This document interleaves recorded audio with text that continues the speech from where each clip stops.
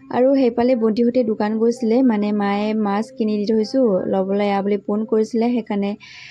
দোকানৰ পৰা গৈ আহিলে মানে নেযাওঁ বুলি কৈ আছিলে বেছি ইমান ৰ'দত নেযাওঁ দেই এনেকৈ কৈ আছিলে কিন্তু মই কম ছোৱালী নহয় যে আমনি লগাকৈ কৈ থাকোঁ যে সেইকাৰণে গৈও আহিলে আৰু জুচ চুচ লৈ আনিছে সেয়া ঠাণ্ডা ঠাণ্ডাকৈ খাই আছোঁ আৰু সেইটো আকৌ কি ফুল জনাবচোন পূৰা ভাইৰেল হয় নহয় এইটো ফুলটো কি ফুল হয় জনাব দেই আৰু ইমান ধুনীয়া লাগিছে আৰু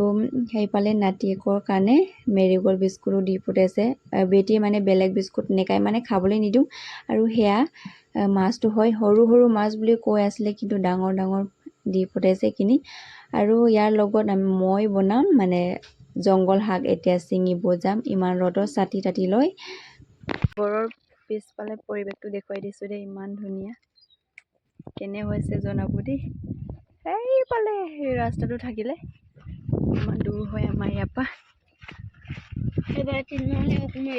আৰু সেইদিনা যে আপোনালোকক দেখুৱাই দিছিলোঁ সেই ৰাস্তা বোকা আছিলে চাই এতিয়া কুৰুং কাৰাং হৈ গ'ল পূৰা টাইট হৈ গ'ল এতিয়া যথেষ্ট শুকালে এতিয়া আমি শাক ছিঙিব আহিছোঁ কি শাক ছিঙিম আপোনালোকে চাই থাকিব ইমান ৰ'দত একদম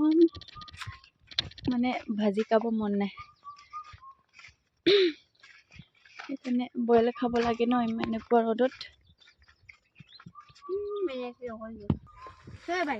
এইটো ছিঙিব আহিলোঁ গাইছ কি কয় আপোনালোকে জনাবচোন সেয়া গোন্ধাই নহয়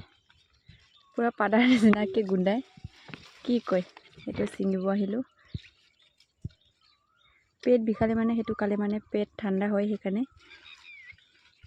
ছিঙিব আহিলোঁ সেয়া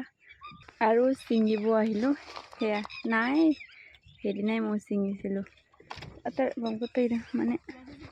ইমানকৈ নহয় মা আহিলে মানে চব উদং হৈ যায় মানে চব জংঘলীয়া শাকেই খাই ভাল পায় মায়ে কিন্তু অকণমান দাইলৰ লগত সেই বইল কৰি মানে খাবলৈ বহুত ভাল দেখিছে আৰু মাংসৰ লগত বহুত ভাল খাবলৈ আপোনালোকে খাই পাইছেনে বাৰু দেই ক'বচোন